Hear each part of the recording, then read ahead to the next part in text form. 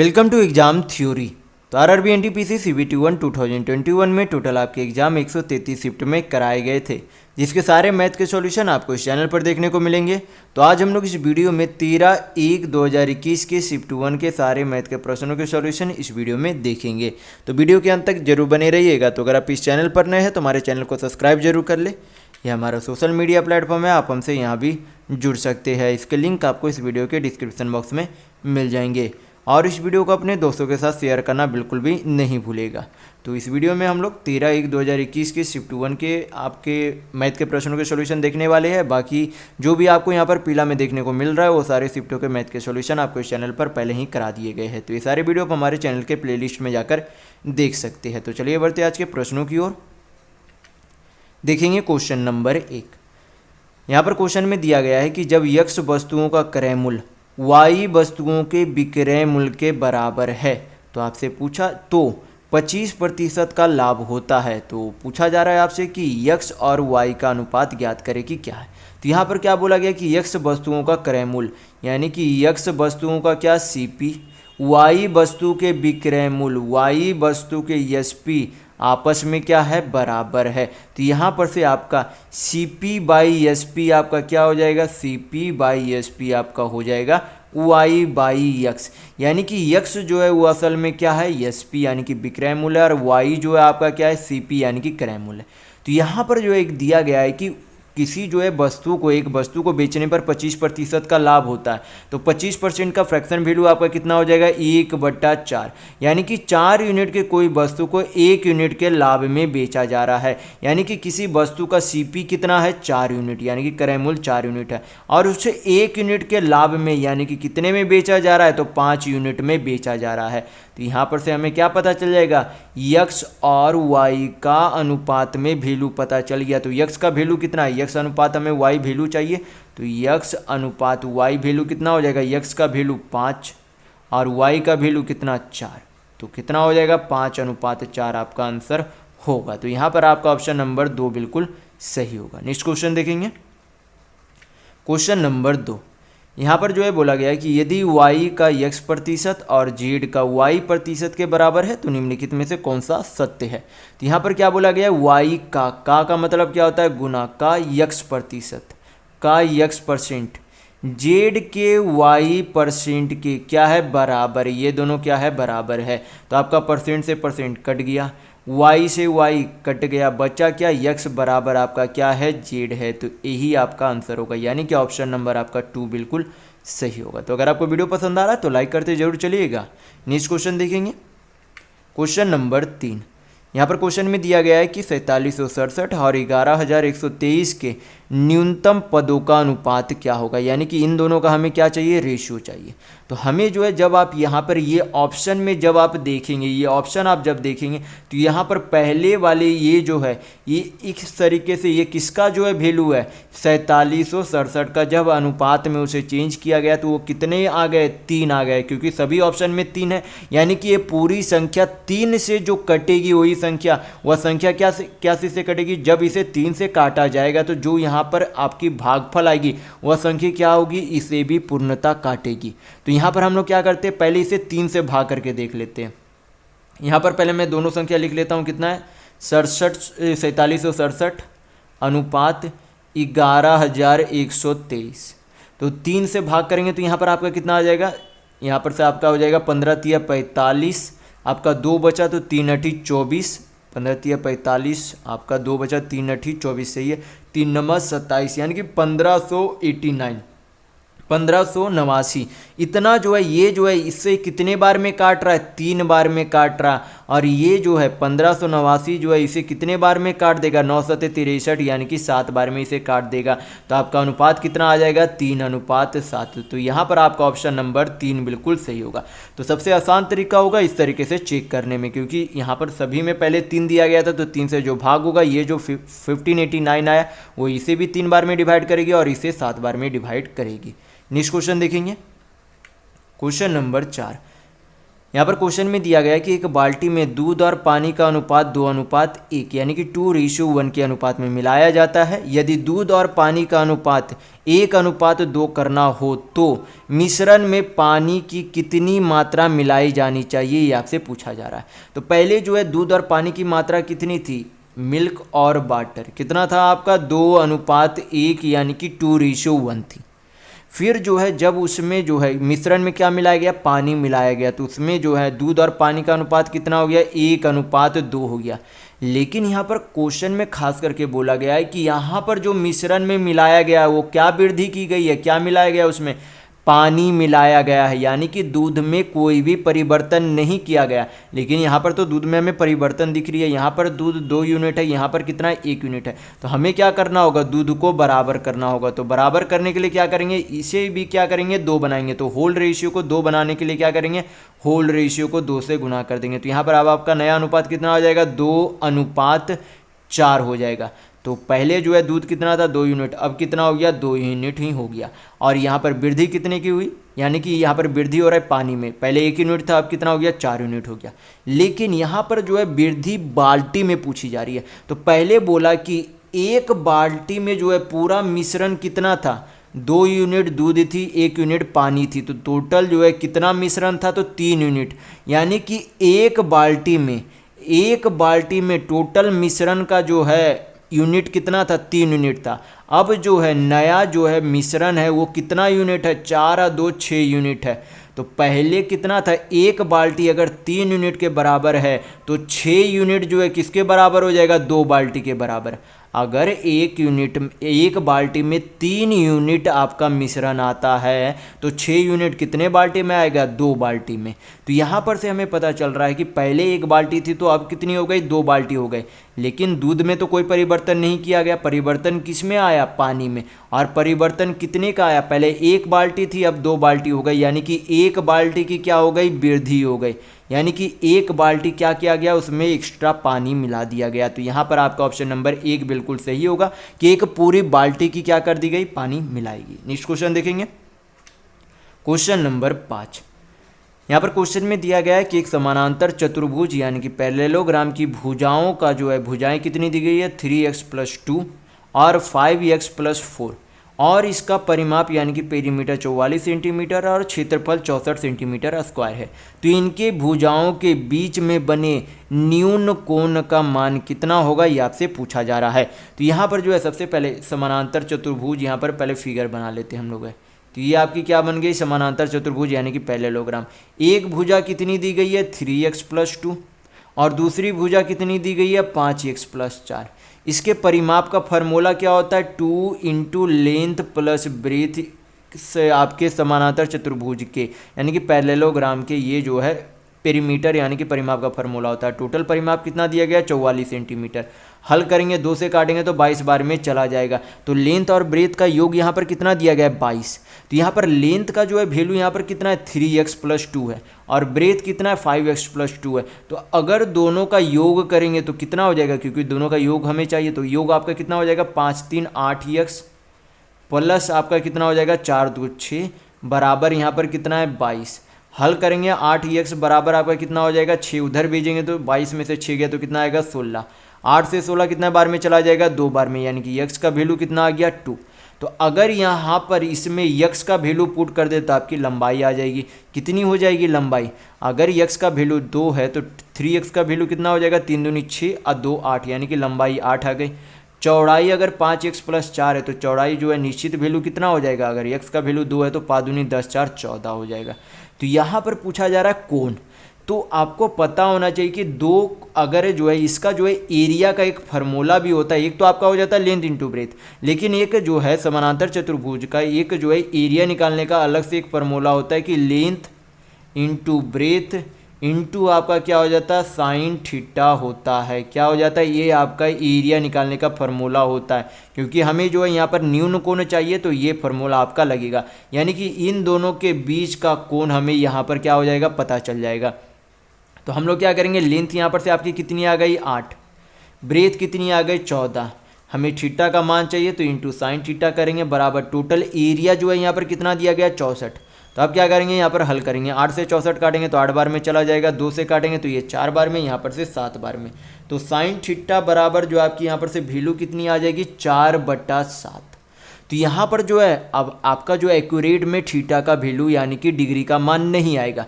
आपका किस में आएगा, या तो आपका बोल सकते हैं 30 से कम आएगा, या फिर 30 और 60 के बीच में आएगा, या फिर 60-75 के बीच में आएगा, या फिर 75 से अधिक आएगा। चेक कैसे करेंगे कि किसके बीच में या किससे कम या फिर अधिक आएगा, तो हम लोग इस तरीके से चेक कर सकते हैं, जैसे कि साइन 0 डिग्री का मान, साइन 0 डिग्री का मान कितना होता है 0। 30 डिग्री का मान कितना होता है, साइन 30 डिग्री का मान आपका हो जाता है 1/2। उसी तरीके से 60 डिग्री का मान कितना हो जाता है, √3/2 हो जाता है। 90 डिग्री का साइन 90 डिग्री का मान कितना हो जाता है, 1 हो जाता है। तो आपको पता होना चाहिए कि साइन थीटा में जितने डिग्री का जब वैल्यू बढ़ते जाता है तब जो है साइन का क्या होता है, मान भी बढ़ते चला जाता है। जैसे कि साइन 0 का मान 1 है, साइन 0 डिग्री का मान 0 है। 30 डिग्री का मान कितना, हाफ है, तो हाफ कितना हो जाएगा 0.5। 60 डिग्री का मान कितना है, √3/2 है, तो √3 का मान कितना होता है 1.732। 2 से भाग करेंगे तो आपका कितना आ जाएगा 0.866, यानी कि 0.866 वैल्यू आ रहा है। तो यहाँ पर हमें क्या देखने को मिल रही है, वृद्धि देखने को मिल रही है। 0 आया, 0.5 आया, यहाँ पर 0.8 है, यहाँ पर 1 है। तो यहाँ पर क्या हो रही है, डिग्री में जब उसकी बढ़ती जाती है तो उसकी वृद्धि होती चली जाती है। तो यहाँ पर से साइन थीटा का अगर 4/7 है तो यहाँ पर से आपका पॉइंट में वैल्यू कितना हो जाएगा आपका, यहाँ पर से भाग करेंगे तो 0.7 7 चौकट 28 7 5 35, यानी कि कितना हो जाएगा 0.5 समथिंग आपका आएगा। 0.5 आगे भी एक बार हम लोग भाग करके देख लेते हैं आपका। तो यहाँ पर 7 5 35 आपका लगा था, आपका 5 बचा तो 7 7 49, यानी कि 0.57 समथिंग आएगा। यानी कि 0.5 से क्या आएगा, अधिक आएगा।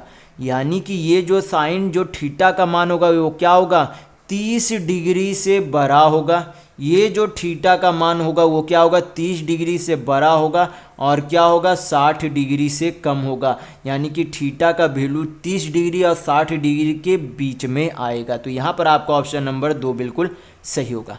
तो अगर आपको ये क्वेश्चन समझ में नहीं आया तो 1-2 बार रिपीट करके जरूर देखिएगा, आपको समझ में आ जाएगा। नेक्स्ट क्वेश्चन देखेंगे, क्वेश्चन नंबर 6। यहाँ पर क्वेश्चन में दिया गया है कि राम ए पर है और श्याम जो है बी पर है। वे एक साथ जो है एक दूसरे की ओर जो है बढ़ते हैं और रास्ते में एक दूसरे से मिलने के बाद राम को जो है बी तक पहुंचने में 2 घंटे लगते हैं और श्याम को ए तक पहुंचने में 8 घंटे लगते हैं। यदि राम की चाल जो है 40 किलोमीटर प्रति घंटा है तो श्याम की चाल कितनी होगी, आपसे पूछा जा रहा है। तो जब इस तरीके से आपका इस तरीके का क्वेश्चन है तो एक फार्मूला होता है। जब तक आपको फार्मूला पता नहीं होगा आप क्वेश्चन हल नहीं कर पाएंगे। अगर कर भी पाएंगे तो काफ़ी समय आपका लग जाएगा। तो वो फार्मूला जरूर याद रखिएगा। तो फार्मूला मैं यहाँ पर आपको बता देता हूँ। फार्मूला क्या हो जाता है आपका, स्पीड 1 यानी कि पहली वाली गति बटा दूसरी वाली गति बराबर हो जाता √T2/T1, यानी कि दूसरे वाले समय बटा पहला वाला समय, यानी कि T2 बटा कितना हो जाता है T1। ये आप फार्मूला ध्यान रखिएगा। तो यहाँ पर जो है राम की चाल यानी कि स्पीड पहला कितना है 40 किलोमीटर प्रति घंटा। स्पीड 2 किसकी है, श्याम, यानी कि हमें क्या चाहिए, श्याम की स्पीड चाहिए, SHAYAM, श्याम की क्या चाहिए, स्पीड चाहिए, बराबर T2 यहाँ पर जो है किसका समय है, T2 ये जो है श्याम जो है पहुँचने में कितना समय लगाता है, ए पर 8 घंटा, मिलने के बाद 8 घंटा समय लगाता है। यानी कि T2 यहाँ पर कितना समय है 8 घंटा, और T1 आपका कितना है, ये आपका T1 है। तो T1 जो है T1 यानी कि राम जो है बी पर पहुँचने में कितना घंटा लगाता है, मिलने के बाद 2 घंटा। हल करेंगे 2 से 8 काटेंगे तो 4 बार में चला जाएगा। तो यहाँ पर से आपका 40 बटा आपका श्याम बराबर यहाँ पर से √4/1 है, तो आपका कितना आ जाएगा अंडर रूट के बाहर, तो 2/1 आएगा। 2 से काटेंगे 40 को तो 20 बार में चला जाएगा। यानी कि यहाँ पर से आपकी श्याम की जो है चाल कितनी आ जाएगी, 20 × 1 यानी कि 20 किलोमीटर प्रति घंटा। तो यहाँ पर आपका ऑप्शन नंबर 2 बिल्कुल सही होगा। तो ये फार्मूला आप हमेशा ध्यान रखिएगा। नेक्स्ट क्वेश्चन देखेंगे क्वेश्चन नंबर 7। यहाँ पर जो है क्वेश्चन में बोला जा रहा है कि एक आयत की लंबाई उसकी चौड़ाई से 3 मीटर अधिक है और परिमाप का आंकिक मान उसके क्षेत्रफल के बराबर है। तो इसके विकर्ण का मान का पूर्णांक भाग ज्ञात करें। यानी कि जो विकर्ण आएगा वो किस में आ सकता है आपका यानी कि डेसिमल इस में भी आ सकता है, लेकिन आपका वैल्यू जो है किस में पूछा जा रहा है, पूर्णांक में, यानी कि आपके एक तरीके से विकर्ण अप्रॉक्स में पूछा जा रहा है। तो यहाँ पर जो है सबसे पहले क्या बोला गया, पहले यहाँ पर मैं आपको एक आयत बना देता हूँ। यहाँ पर ये आयत है, तो क्या बोला गया कि चौड़ाई जो है वो लंबाई जो है चौड़ाई से 3 मीटर अधिक है। तो अगर चौड़ाई x मीटर मान ले तो लंबाई कितनी हो जाएगी, x + 3 मीटर।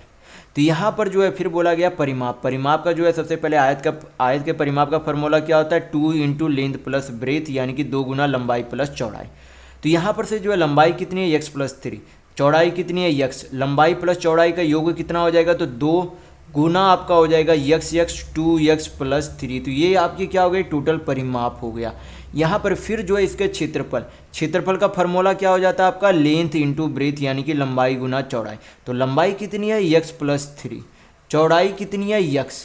ये दोनों का आंकिक मान क्या है, परिमाप और क्षेत्रफल का आंकिक मान बराबर है, यानी कि बराबर का साइन हो जाएगा। तो हल करेंगे यहाँ पर से, तो आपका कितना हो जाएगा, 2 दूनी 4x प्लस कितना हो जाएगा आपका 3 दूनी 6 बराबर x × x² + 3x।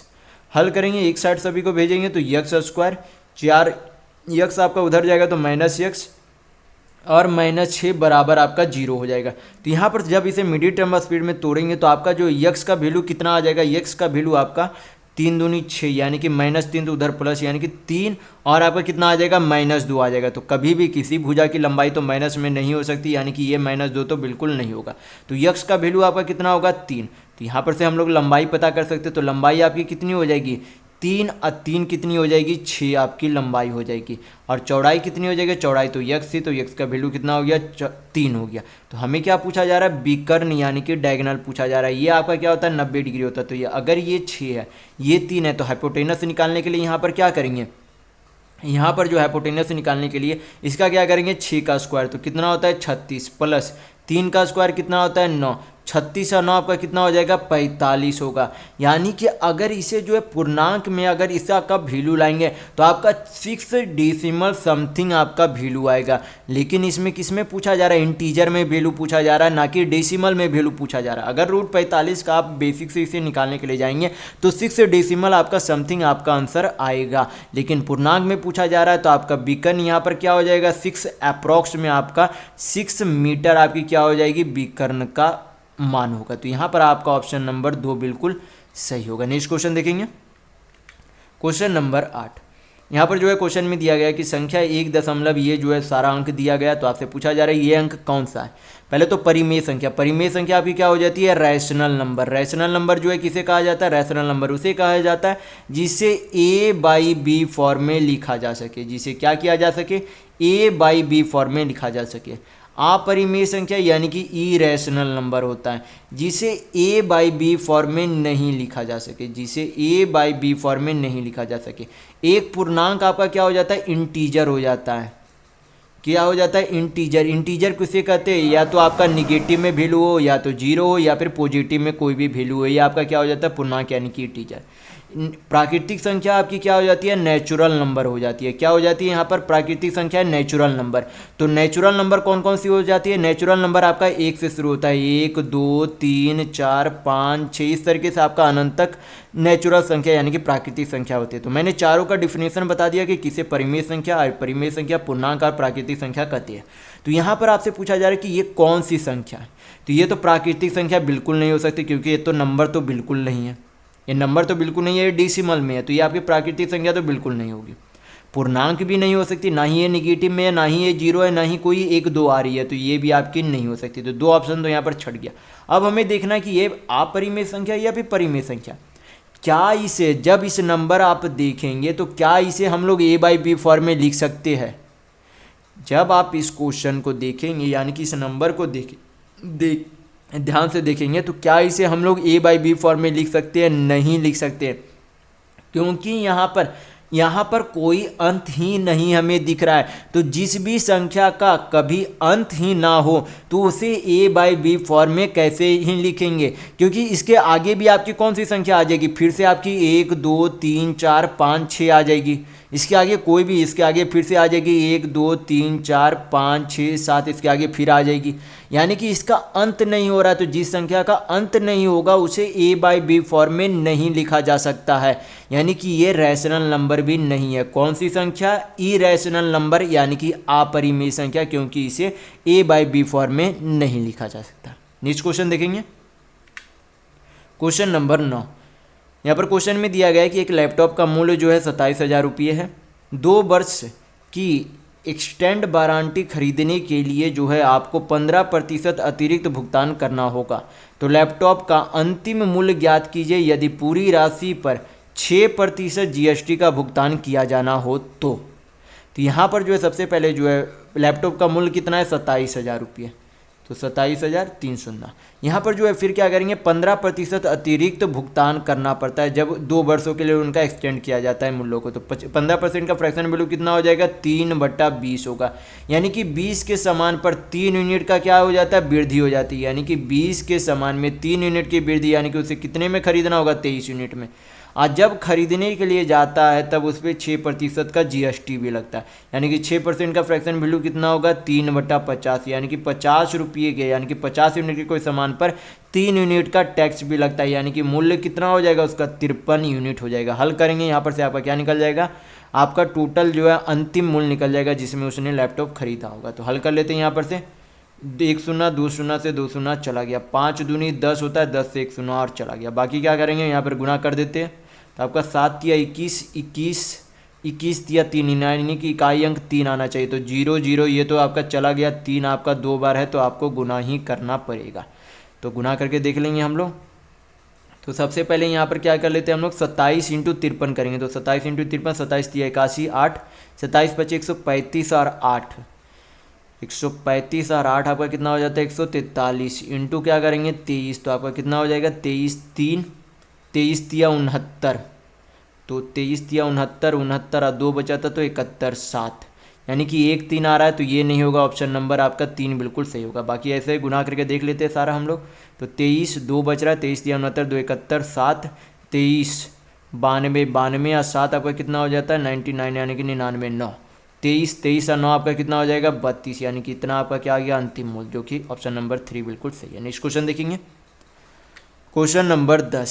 यहाँ पर क्वेश्चन में दिया गया है कि किसी संख्या को 45 से भाग देने पर शेषफल 28 बचता है, तो जब उसे 15 से भाग दिया जाएगा तो शेषफल क्या बचेगा? तो क्या करेंगे? इन दोनों का योग कर देंगे, योग करके 15 से भाग करेंगे, जो रिमाइंडर आ जाएगा वही आंसर होगा। तो 45 और 28 आपका कितना हो जाएगा? 4 2 6 1 7, यानी कि 8 5 13, तो 73। 15 से भाग करेंगे तो आपका रिमाइंडर आपका यहाँ पर से कितना आ जाएगा? 15 चौक 60 होता है, यानी कि 13 आपका क्या आ जाएगा? रिमाइंडर। तो यहाँ पर आपका ऑप्शन नंबर 1 बिल्कुल सही होगा। नेक्स्ट क्वेश्चन देखेंगे, क्वेश्चन नंबर 11। यहाँ पर क्वेश्चन में दिया गया है कि एक आदमी किसी कार को 5 दिनों में 4 घंटे प्रतिदिन कार्य करके, अगले 5 दिनों में 5 घंटा प्रतिदिन काम करके और अंतिम 5 दिनों में 6 घंटा प्रतिदिन कार्य करके 15 दिनों में पूरा करता है। यदि वह आधे घंटे के लंच ब्रेक के साथ प्रतिदिन 8 घंटे काम करता है तो वह उक्त कार्य को कितने समय में पूरा कर लेगा, ये आपसे पूछा जा रहा है। तो सबसे पहले हमें क्या निकालना होगा? टोटल वर्क निकालना होगा, यानी कि करना कितना काम है।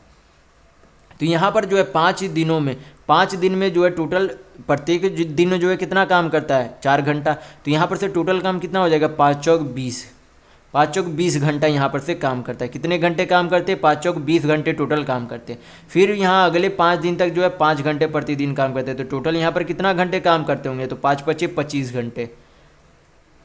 कितने घंटे काम करते हैं? 25 घंटे। फिर जो है अंतिम 5 दिन में जो है प्रतिदिन कितना काम करते हैं? प्रतिदिन 6 घंटा काम करते हैं। तो टोटल कितने घंटे काम करते होंगे?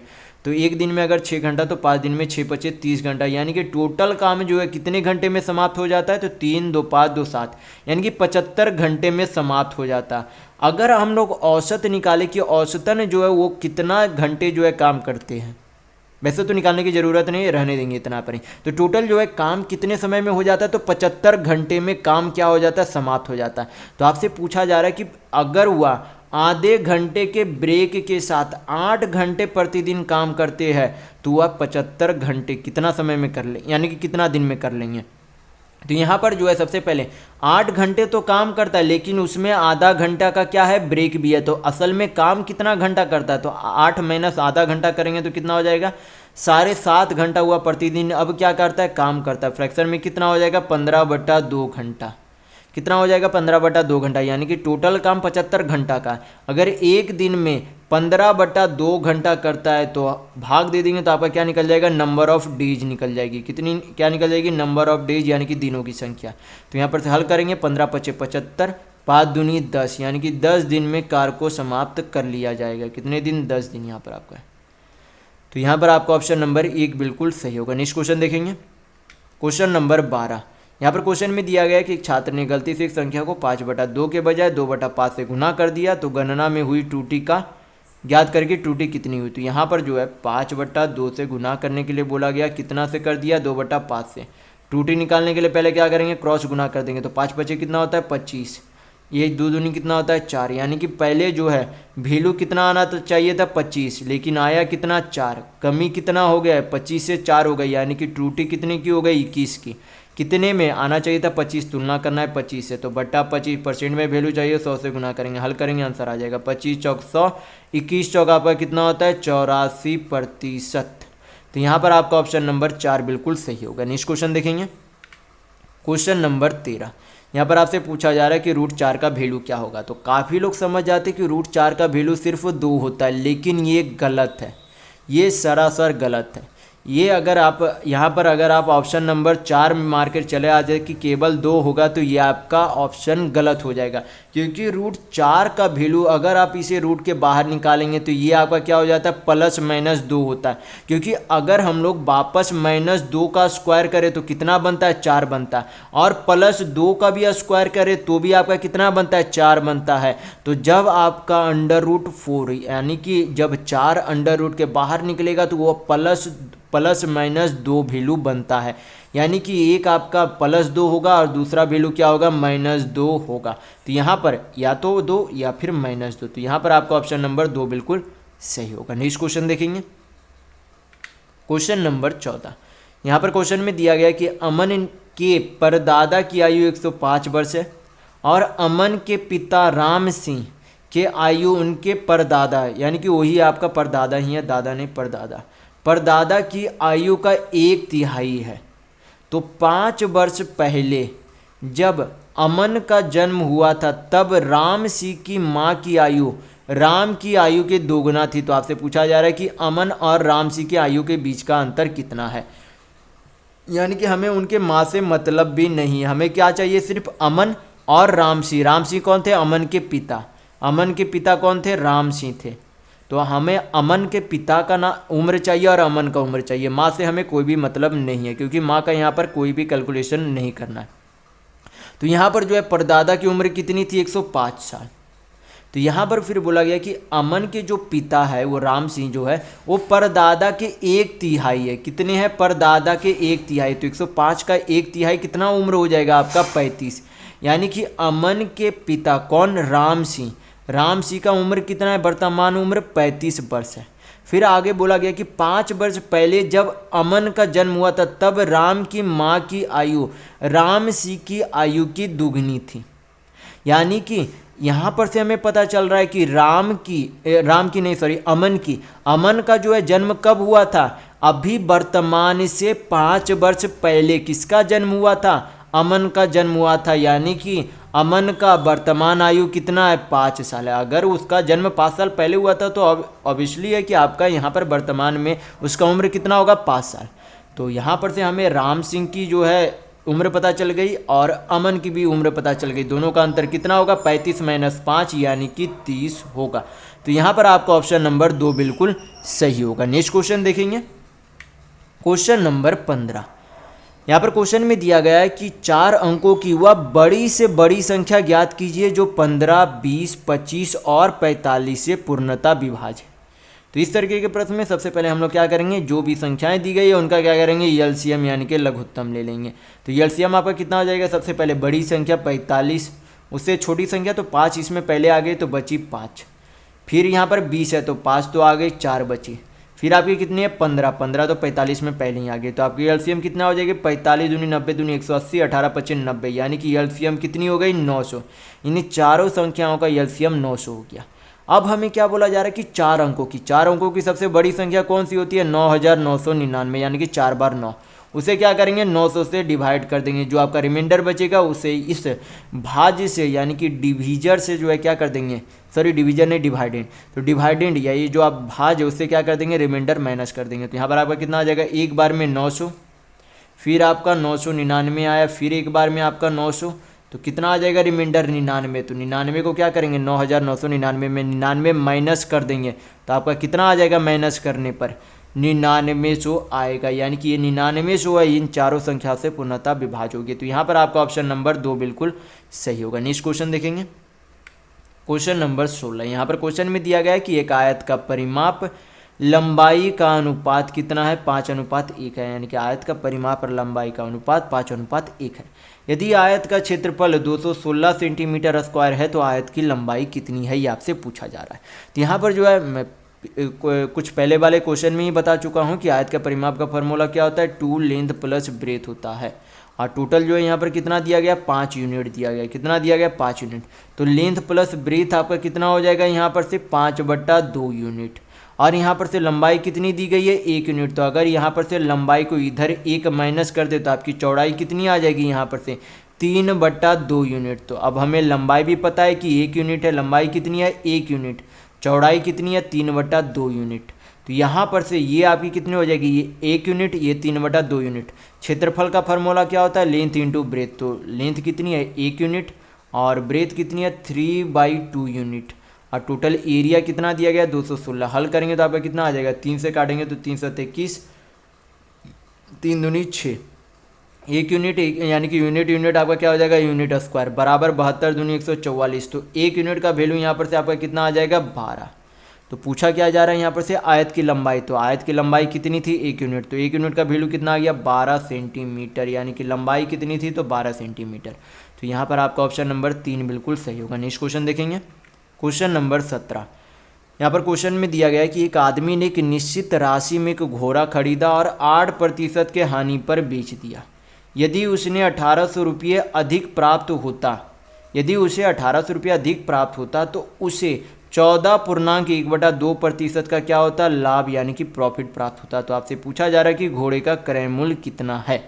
तो यहाँ पर जो है सबसे पहले क्या करेंगे, ये जो दोनों परसेंट दिया गया उनका क्या करेंगे योग निकालेंगे, और जो योग आएगा वो असल में क्या इस रुपये के बराबर है। तो यहाँ पर कितना हो जाएगा 14 और 8 करेंगे तो 22, 22.1/2%। फ्रैक्शन में वैल्यू कितना हो जाएगा यहाँ पर से 22 दूनी 44, 45/2% बराबर यहाँ पर आपका कितना है 1800 रुपये। हल करेंगे तो यहाँ पर से 45 दूनी 90 दूनी 180, यानी कि 40 बार में चला जाएगा। तो 1% का वैल्यू कितना आ जाएगा 40 दूनी 80 रुपये। और किसी भी वस्तु का क्रय मूल्य जो है खुद में कितना प्रतिशत होता है 100% होता है, मैं पहले वाली वीडियो में काफ़ी बार बता चुका। तो हमें क्या चाहिए 100% का वैल्यू चाहिए। तो 1% का वैल्यू अगर 80 रुपये तो 100% का वैल्यू कितना हो जाएगा 8000 रुपये। तो यहाँ पर आपका ऑप्शन नंबर 4 बिल्कुल सही होगा। नेक्स्ट क्वेश्चन देखेंगे, क्वेश्चन नंबर 18। यहाँ पर जो है क्वेश्चन में दिया गया है कि यदि 10 क्रमगत घंटों के दौरान एक रेलगाड़ी की चालें A1, A2, A3, A4, A5, A6 इस तरीके से A10 है तो रेलगाड़ी की औसत चाल क्या होगी आपसे पूछी जा रही है। तो यहाँ पर जो ऑप्शन में क्या क्या दिया गया हरात्मक माध्य दिया गया। क्या दिया गया हरात्मक माध्य, इंग्लिश में इसे क्या कहा जाता है हार्मोनिक मीन कहा जाता है। यहाँ पर मैं लिख देता हूँ इंग्लिश में हार्मोनिक मीन कहा जाता है। फिर ये आपका क्या है गुणोत्तर माध्य, क्या है आपका गुणोत्तर माध्य, यानी कि इसे इंग्लिश में क्या कहा जाता है ज्योमेट्रिक मीन कहा जाता है। यानी कि आपका जो है यहाँ पर जीपी में जो है जीएम आपका हो जाएगा ज्योमेट्रिक मीन आपका ये हो गया। ये आपका क्या है समानांतर माध्य, समानांतर आपका क्या हो जाता है अर्थमेटिक मीन हो जाता है। अर्थमेटिक आपका थोड़ा बहुत इंग्लिश में दिक्कत, यहाँ पर जो है स्पेलिंग में आपका दिक्कत हो जाएगा तो यहाँ पर आप थोड़ा सा मैनेज कीजिएगा। अर्थमेटिक THEME आपका हो जाएगा METIC अर्थमेटिक मीन। और ये आपकी माध्यिका तो बिल्कुल नहीं हो सकती, माध्यिका तो आपका बिल्कुल नहीं होगा, माध्यिका यानी कि मीडियन होती है। तो यहाँ पर जो है harmonic mean geometric mean arithmetic mean जो है निकालने का फार्मूला होता है। फार्मूला जो है क्वेश्चन के अनुसार बनते हैं। जब आपकी दो संख्याएं दी हुई रहे, जब आपकी दो संख्याएं दी हुई रहे, मैं यहाँ पर सिर्फ आपको दो संख्याओं के अनुसार जो है इनका मीन और ज्योमेट्रिक मीन, अर्थमेटिक मीन और हार्मोनिक मीन बताने के लिए यहाँ पर बता रहा हूँ। आप जो है 10 अगर संख्याएं दी रहेगी तो आप उस अनुसार फार्मूला बना लीजिएगा। मैं यहाँ पर सिर्फ दो संख्याओं पे बता रहा हूँ।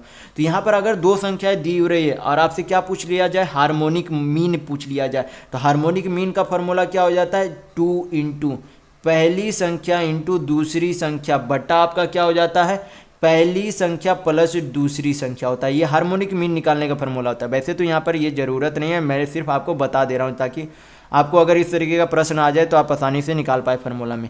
अगर यहाँ पर अगर जैसे कि मैंने बोला कि यहाँ पर जब दो संख्या रहेगा तब ये फार्मूला, अगर मान लीजिए जैसे कि यहाँ पर दिया गया 10 क्रमगत घंटे, यानी कि 10 संख्याएं दी गई है, तो कैसे निकालेंगे, तो यहाँ पर क्या करेंगे, उसी तरीके से ऊपर क्या करेंगे, उसी संख्या से आगे यहाँ पर 3 रहेगा तो 3 बढ़ा देंगे, इंटू 4 रहेगा तो 4 बढ़ा देंगे। उसी तरीके से नीचे क्या करेंगे, ऊपर जितना अगर संख्या तो नीचे भी क्या करेंगे उतना जोड़ देंगे, वही संख्या क्या कर देंगे, जोड़ देंगे।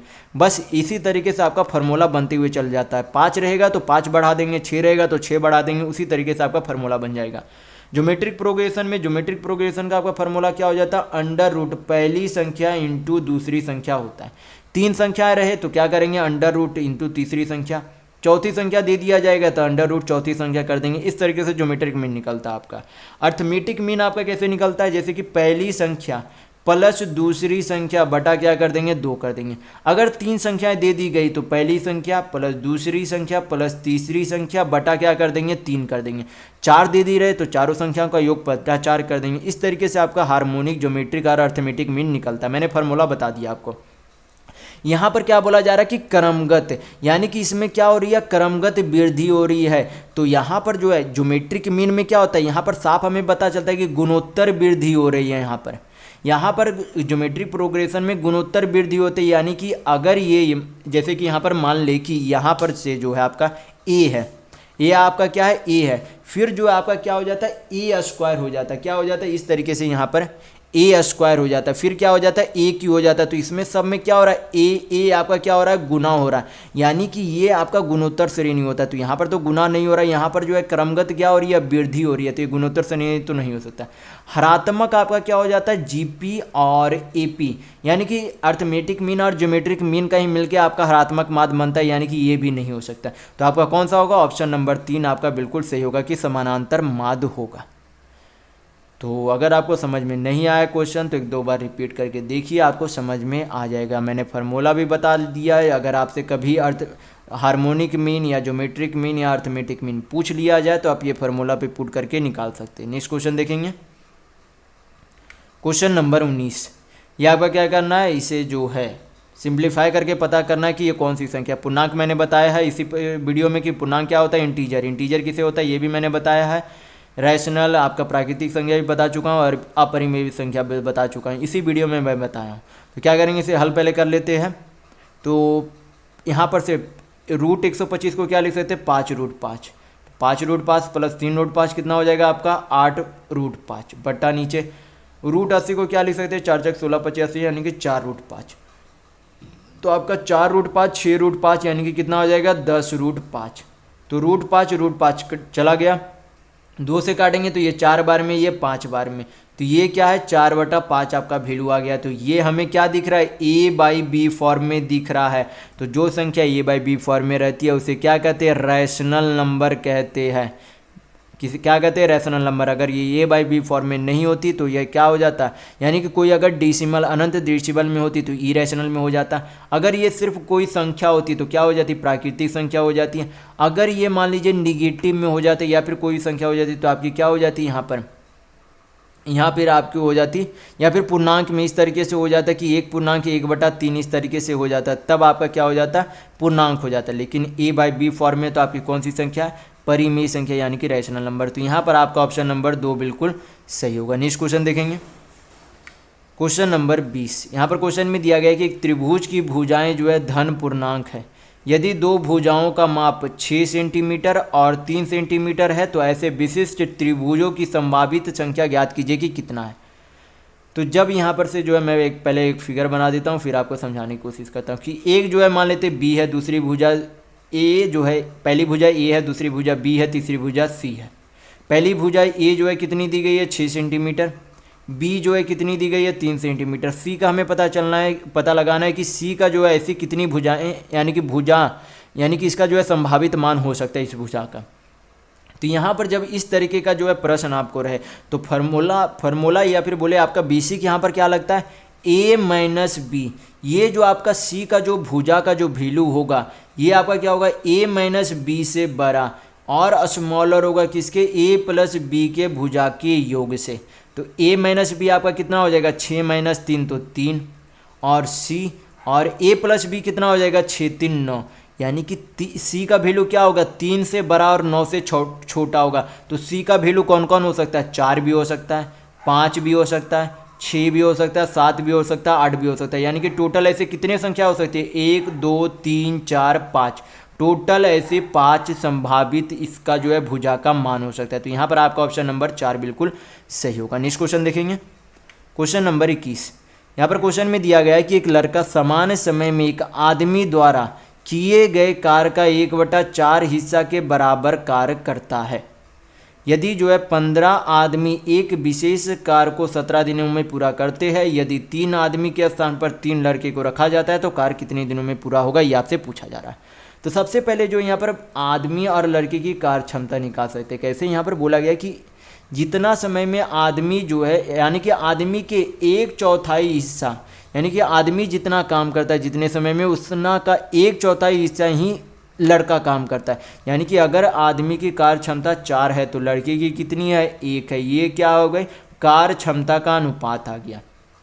तो यहाँ पर जो है टोटल वर्क निकालने का मैंने फार्मूला क्या बता रखा आपको इफिशियंसी इंटू टाइम यानी कि कार्य क्षमता इंटू समय होता है। तो यहाँ पर बोला गया कि 15 आदमी अगर एक आदमी की यहाँ पर कार्य क्षमता 4 है तो 15 आदमी की कार्य क्षमता टोटल कितनी हो जाएगी। तो 15 × 4 करेंगे तो कितना हो जाएगा 60 यानी कि ये टोटल इफिशियंसी हो गया। और 15 आदमी कितना दिनों में कार्य करते हैं तो 17 दिनों में।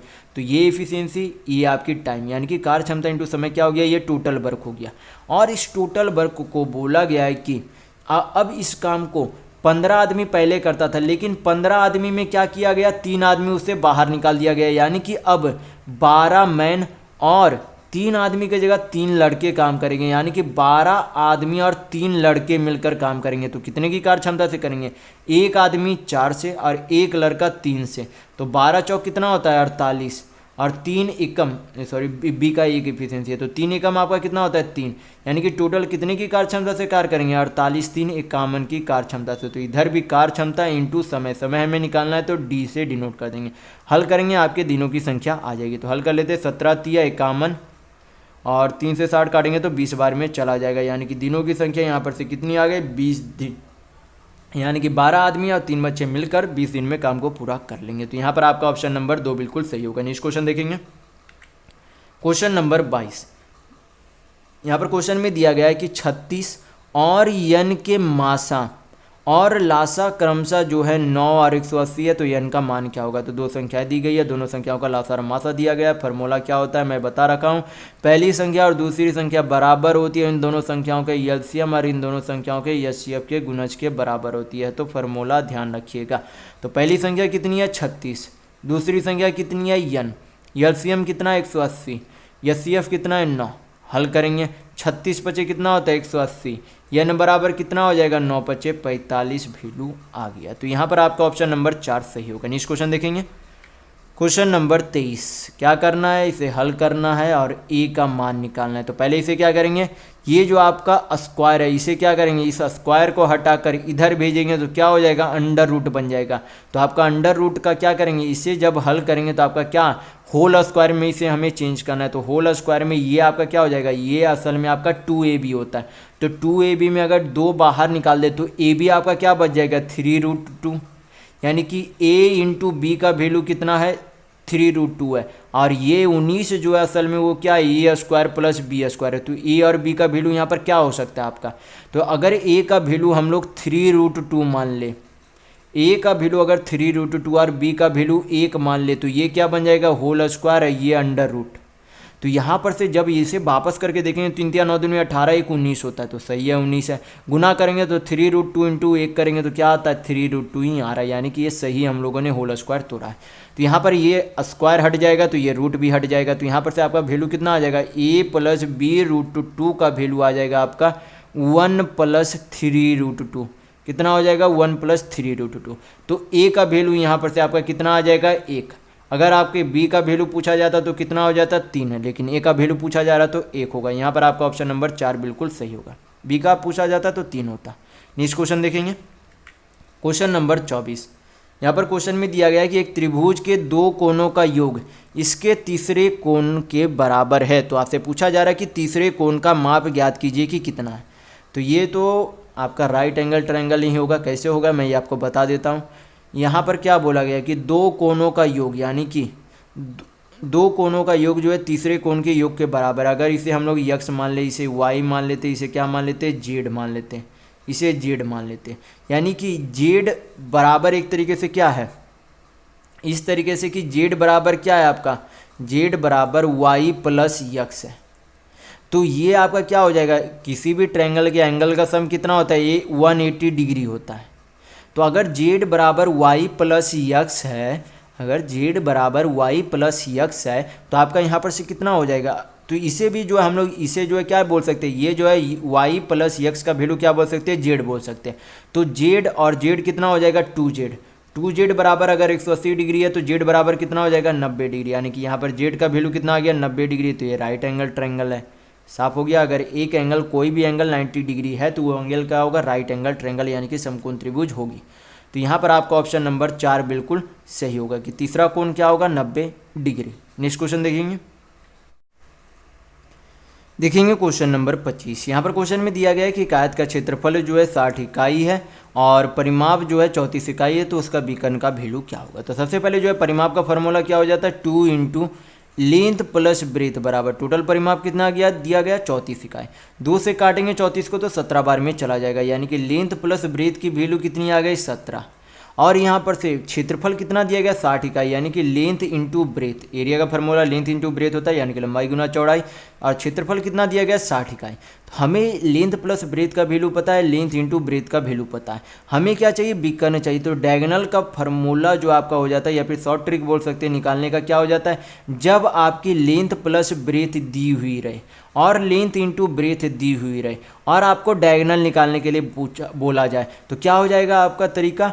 इसे जो है 17 को इसे क्या मान लेते हैं एक समय के लिए a मान लेते हैं। मैं फार्मूला बताने के लिए आपको ये कर रहा हूँ। तो यहाँ पर a तो क्या हो जाएगा आपका a² माइनस 2lb आपका होगा। कितना होगा 2lb। या फिर अगर आप a नहीं यहाँ पर बोल सकते तो यहाँ पर जो है इस तरीके से बोल सकते हैं कि अंडर रूट आपका क्या है under root length plus breadth का होल स्क्वायर माइनस क्या कर देंगे माइनस यहाँ पर से आपका हो जाएगा 2lb। कितना हो जाएगा 2lb। हल करेंगे आपका डायगोनल निकल जाएगा। तो आपका यहाँ पर से कितना आ जाएगा लेंथ प्लस ब्रेथ कितना है 17 का स्क्वायर करेंगे 289 minus 2 into length plus breadth length plus into breadth जो है कितना है 60 दूनी कितना हो जाएगा 120।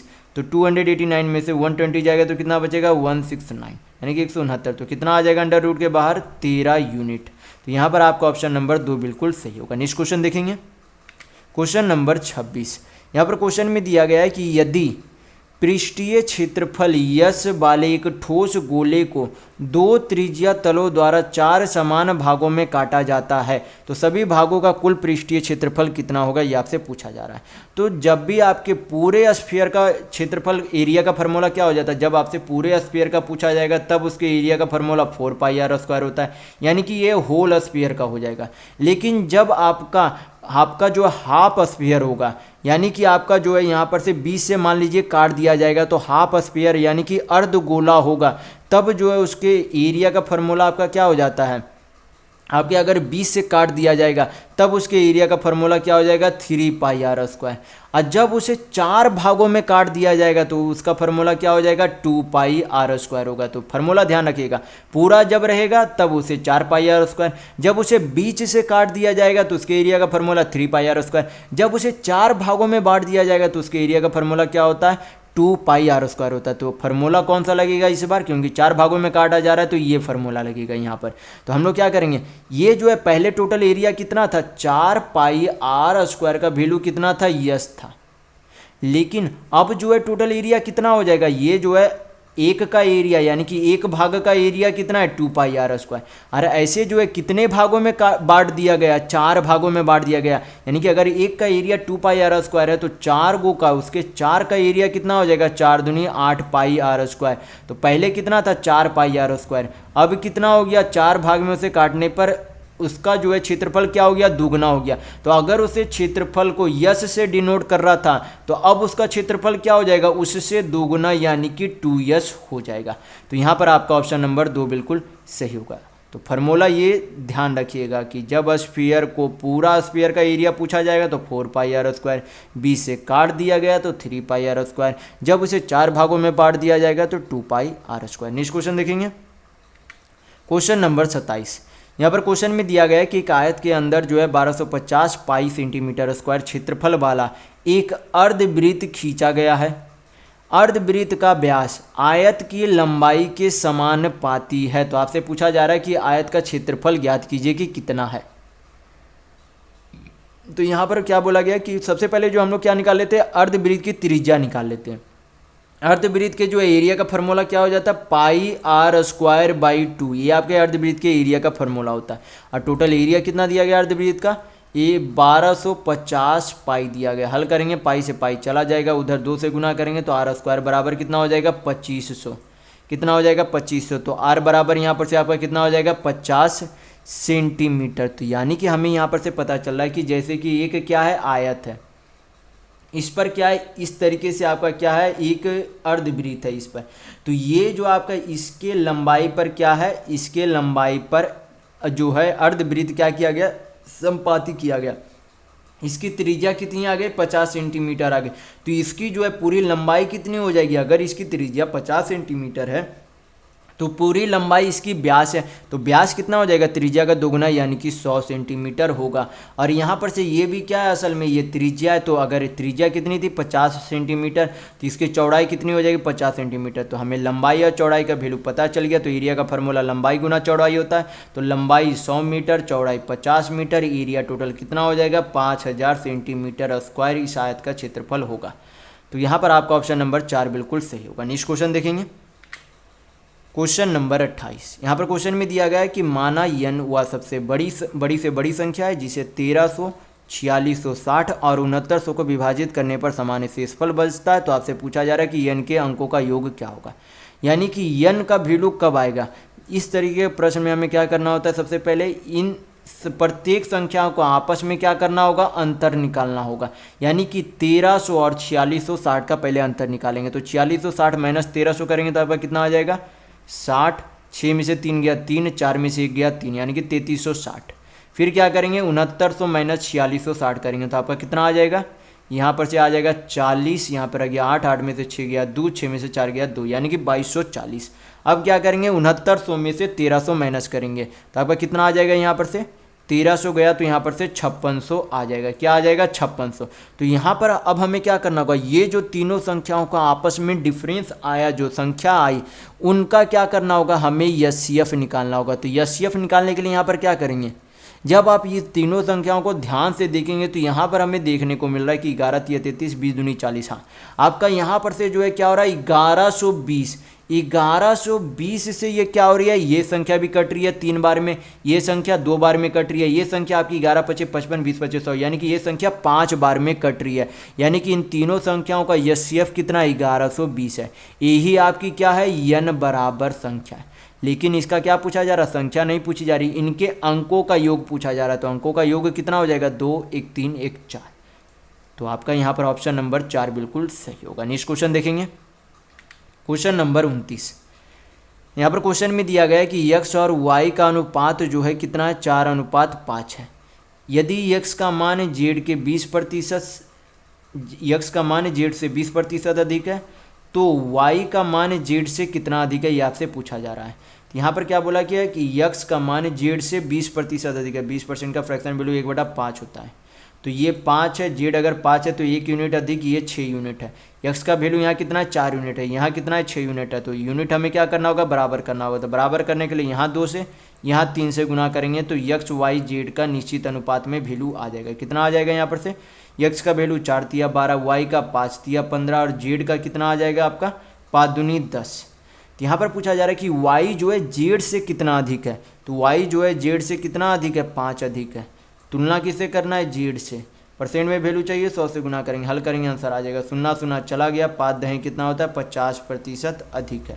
तो यहाँ पर आपका ऑप्शन नंबर 2 बिल्कुल सही होगा। नेक्स्ट क्वेश्चन देखेंगे, क्वेश्चन नंबर 30। यहाँ पर क्वेश्चन में दिया गया है कि एक चुनाव में उम्मीदवार ए को जो है कुल मान वोटों के 75% के बराबर वोट मिले हैं।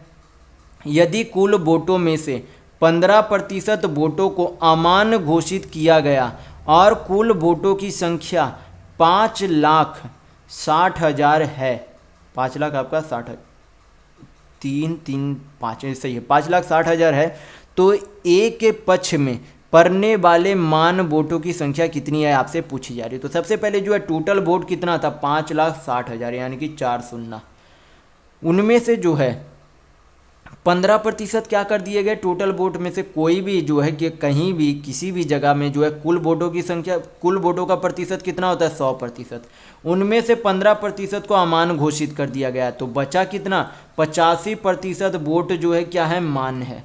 फिर बोला गया कि ये जो टोटल वोट था, टोटल जो है मान वोटों का कितना प्रतिशत वोट मिला, ए को 75% वोट मिला। तो 75% का फ्रैक्शन वैल्यू कितना होता है 3/4, यानी कि कुल मान वोटों का कितना वोट मिला तो 3/4 मिला। हल करेंगे आपको ए को जितना वोट मिला उसकी संख्या आ जाएगी। तो हल कर लेते हैं। यहाँ पर 17 बार में पहले ये चला जाएगा, ये आपके 20 बार में चले जाएंगे। यहाँ पर से 17 सही है 20 बार में, 0 0 आपका चला गया, 4 दूनी 8, 8 सते 56 यानी कि ये 7,000 बार में चला जाएगा। तो 17 सते आपका कितना हो जाएगा 119, 119 दिया तो 19 दिया 57 3, यानी कि 357 पर कितना शून्य 3 शून्य, यानी कि 3,57,000 किसको वोट मिले तो ए को वोट मिले। तो यहाँ पर आपका ऑप्शन नंबर 3 बिल्कुल सही होगा। सॉरी ऑप्शन नंबर 2, 3 नहीं ऑप्शन नंबर 2। नेक्स्ट क्वेश्चन देखेंगे, क्वेश्चन नंबर 31। यहाँ पर जो है क्वेश्चन में दिया गया है कि कॉलेज में जो है टोटल 1800 छात्र हैं। तो यहाँ पर जो है टोटल इसे जो है अलग अलग भागों में यहाँ पर बांट दिया गया है कि हिंदी जो है पढ़ने वाले जो है कितना डिग्री है 87 डिग्री है। उसी तरीके से अंग्रेजी का दिया गया, मनोविज्ञान दिया गया, गणित दिया गया, भूगोल दिया गया यानी कि आपका ज्योग्राफी। फिर यहाँ पर राजनीतिक विज्ञान है यानी कि पॉलिटिकल साइंस है, ये आपका क्या है जनसंचार है, जनसंचार है, ये आपका इतिहास यानी कि हिस्ट्री है। तो यहाँ पर क्वेश्चन में देखेंगे पूछा क्या जा रहा है। क्वेश्चन में पूछा जा रहा है कि कॉलेज में कितने छात्र गणित का अध्ययन कर रहे थे। तो टोटल जो है कितनी डिग्री, कोई भी सर्कल है तो टोटल जो है कितनी डिग्री होते हैं 360 डिग्री।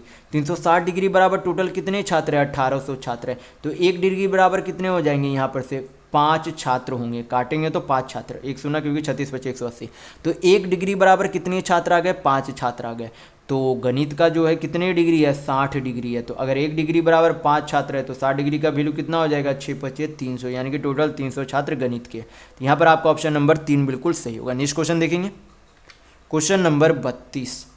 यहाँ पर क्वेश्चन में दिया गया है, ये जो आपका ग्राफ सेम है तो क्वेश्चन में देखेंगे। क्वेश्चन में यहाँ पर पूछा जा रहा है कि यदि राजनीति विज्ञान यानी कि पॉलिटिकल साइंस नामक पाठ्यक्रम को बंद कर दिया गया और उसमें पढ़ने वाले छात्रों को समान रूप से इतिहास और जनसंचार पाठ्यक्रम में वितरित कर दिया जाता है, तो जनसंचार पाठ्यक्रम में पढ़ने वाले छात्रों की संख्या में होने वाली वृद्धि की गणना कीजिए कि कितनी हुई है। तो यहाँ पर क्या पूछा जा रहा है, ये जो है आपका पहले तो राजनीति विज्ञान में टोटल जो है कितने डिग्री छात्र थे तो 12 डिग्री, यानी कि आपके पॉलिटिकल साइंस में जो है आपके 12 डिग्री छात्र थे। इनको क्या कर दिया गया, किस में बांट दिया गया जनसंचार और आपके इतिहास यानी कि हिस्ट्री में बांट दिया गया। तो जनसंचार में जो है पहले कितने डिग्री थे 18 डिग्री है और इतिहास में आपके 9 डिग्री है। लेकिन ये जो पॉलिटिकल साइंस वाला था इस 12 डिग्री को क्या किया गया, इस जनसंचार में और हिस्ट्री में दोनों में बराबर भागों में बांट दिया गया। यानी कि अगर ये 12 है तो इसमें 6 डिग्री बांट दिया गया और इसमें 6 डिग्री बांट दिया गया। तो पूछा जा रहा है कि जनसंचार में ये जो 6 डिग्री वृद्धि हुई है वो कितने छात्रों के बराबर है। तो मैं जो पिछले वाले क्वेश्चन में 1 डिग्री का वैल्यू कितने बराबर आया था, कितने छात्र के बराबर, 5 छात्र के बराबर। तो 6 डिग्री का वैल्यू कितना हो जाएगा, 5 से गुना करेंगे तो 30 छात्र के बराबर होगा। तो यहाँ पर आपका ऑप्शन नंबर 3 बिल्कुल सही होगा। नेक्स्ट क्वेश्चन देखेंगे और आपको ध्यान रखना है 1 डिग्री बराबर कितने हैं, 5 छात्र हैं। तो आगे वाले क्वेश्चन में भी ये आपका यूज होगा। नेक्स्ट क्वेश्चन, तो क्वेश्चन नंबर 33। क्वेश्चन तो आपका यहाँ पर चेंज हो गया, तो ग्राफ में अब वो यूज नहीं होगा 1 डिग्री। अब क्या ये आपका नया ग्राफ है, तो देख लेते हैं। यहाँ पर जो है क्वेश्चन में बोला गया है कि यदि दी गई तालिका एक कक्षा के 50 छात्रों की लंबाई को दर्शाता है, यानी कि ये जो है टोटल कितने छात्र हैं, 50 छात्र हैं, उनकी लंबाई को अलग अलग, जैसे कि 8 छात्र 156 सेंटीमीटर के, 5 छात्र 154 के, 12 छात्र 155 के, उस तरीके से सभी का दिया गया कि कितने छात्र कितने कितने सेंटीमीटर के। तो क्वेश्चन में यहाँ पर पूछा जा रहा है कितने छात्रों की लंबाई 151 सेंटीमीटर से अधिक है लेकिन 156 सेंटीमीटर से कम है। यानी कि कौन कौन सा हमें चुनना है, 156 से कम। तो 156 तो आपका बिल्कुल नहीं होगा, 154 हो सकता है, 55 भी होगा, 51 से अधिक बोला जा रहा है, 151 नहीं होगा, 57 तो होगा ही नहीं क्योंकि 56 से कम हमें चाहिए, 52 होगा, 53 होगा। अब इसमें से जोड़ लेते ये जो है छात्रों की, जिसमें हम लोगों ने टिक किया उतने टोटल छात्रों की संख्या कितनी है। तो 12 5 17, 17 4 21, 21 10 31, कितना होता है 31। तो यहाँ पर आपका ऑप्शन नंबर 3 सही होगा। नेक्स्ट क्वेश्चन देखेंगे, क्वेश्चन नंबर 34। यहाँ पर जो है क्या दिया गया, वजन दिया गया, क्या दिया गया, 5 श्रमिकों का जो है यहाँ पर वजन दिया गया। ये आपका 65 55 70 50 और 60 ग्राम दिया गया। क्वेश्चन में पूछा जा रहा है कि श्रमिकों का औसत वजन कितना होगा। तो टोटल वजन निकाल के टोटल श्रमिक से भाग कर देंगे, आपका औसत आ जाएगा। तो कितना हो जाएगा, 6 5 11 1 12, 12 7 19, 19 5 24, 6 कितना हो जाएगा 300। यानी कि टोटल मिलाकर 300 kg के श्रमिक है। टोटल कितने श्रमिक है, 5। औसत कितना आ जाएगा 60 kg, यानी कि औसत जो है श्रमिक का वजन कितना है 60 kg। तो यहाँ पर आपका ऑप्शन नंबर 4 बिल्कुल सही होगा। तो इस वीडियो में बस इतना ही। अगर आपको वीडियो पसंद आया तो लाइक कीजिएगा, नए हैं तो चैनल को सब्सक्राइब जरूर कर लीजिएगा। ये हमारा सोशल मीडिया प्लेटफॉर्म है, आप हमसे यहाँ भी जुड़ सकते हैं। इसके लिंक आपको इस वीडियो के डिस्क्रिप्शन बॉक्स में मिल जाएंगे। और इस वीडियो को अपने दोस्तों के साथ शेयर करना बिल्कुल भी नहीं भूलेगा। तो वीडियो में इतना ही। वीडियो के अंत तक बने रहने के लिए बहुत बहुत धन्यवाद। आशा करता हूँ आपका दिन शुभ हो।